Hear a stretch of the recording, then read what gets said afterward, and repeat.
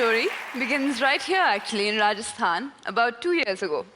I was in the desert under the starry skies with this Sufi singer, Mukhtar Ali, and we were in conversation about how nothing had changed since the time of the ancient Indian epic, the Mahabharata. So back in the day, when us Indians wanted to travel, we'd jump into our chariots and we'd zoom across the sky. Now we do the same with aeroplanes. Back then, when Arjuna, the great Indian warrior prince, when he was thirsty, he'd take out a bow, he'd shoot it into the ground, and water would come out. Now we do the same with drills and machines. The conclusion that we came to was that magic had been replaced by machinery. And this made me really sad.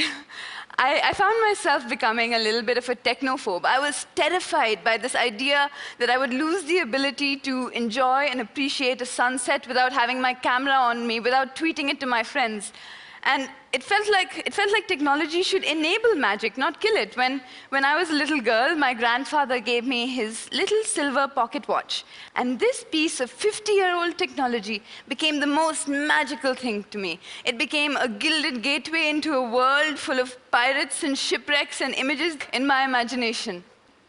So I felt like our cell phones and our fancy watches and our cameras had stopped us from dreaming. They've stopped us from being inspired. And so I jumped into this world of technology to see how I could use it to enable magic as opposed to kill it. I've been illustrating books since I was 16. And so when I saw the iPad, I saw it as a storytelling device that could connect readers all over the world. It could know how we're holding it. It can know where we are. It brings together image and text and animation and sound and touch. Storytelling is becoming more and more multi-sensorial. But what are we doing with it? So I'm actually just going to go in and launch Koya, an interactive app for the iPad. So it says, place your fingers upon each light. And so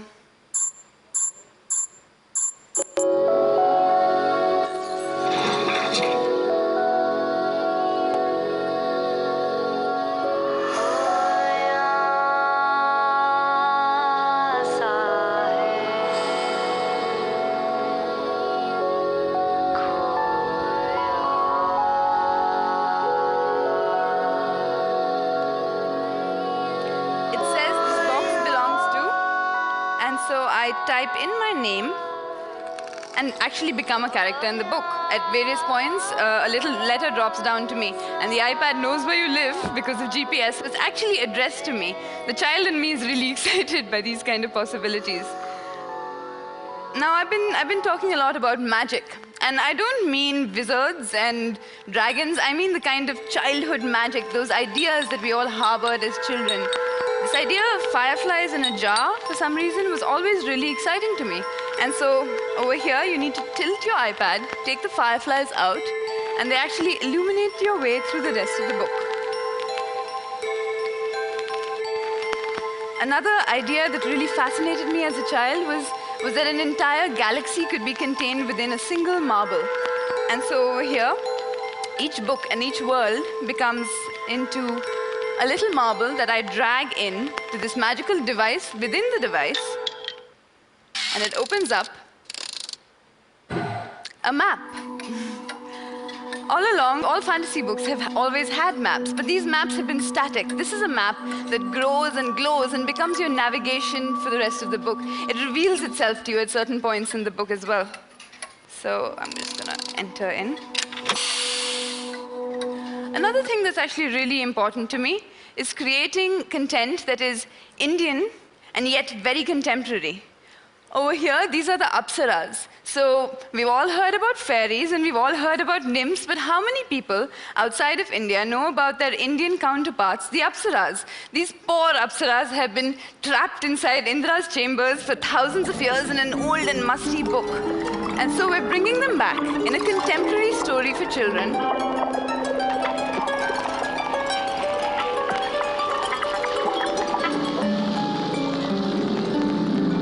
And a story that actually deals with new issues like the environmental crisis.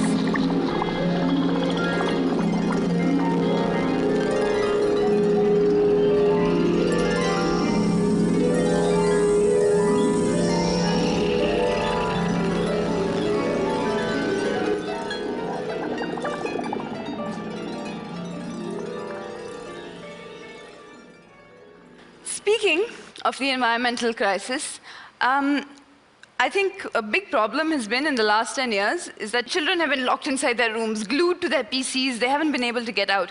But now with mobile technology, we can actually take our children outside into the natural world with their technology. One of the interactions in the book is that you're sent off on this quest where you need to go outside, take out your camera on the iPad, and collect pictures of different natural objects. When I was a child, I had multiple collections of sticks and stones and pebbles and shells, and somehow kids don't do that anymore. So in bringing back this childhood ritual, you need to go out and in one chapter, take a picture of a flower and then tag it.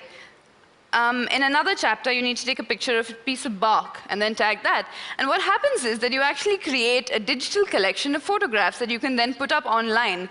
A child in London puts up a picture of a fox and says, "Oh, I saw a fox today." A child in India says, "I saw a monkey today." And it creates this kind of social network around a collection of digital photographs that you've actually taken. In terms of, in the possibilities of linking together magic, the earth, and technology, there are multiple possibilities. In the next book, we plan on having an interaction where you take your iPad out with the video on, and through augmented reality, you see this layer of animated pixies appear on a houseplant that's outside your house. At one point, your screen is filled up with leaves, and so you need to make the sound of wind and blow them away and read the rest of the book.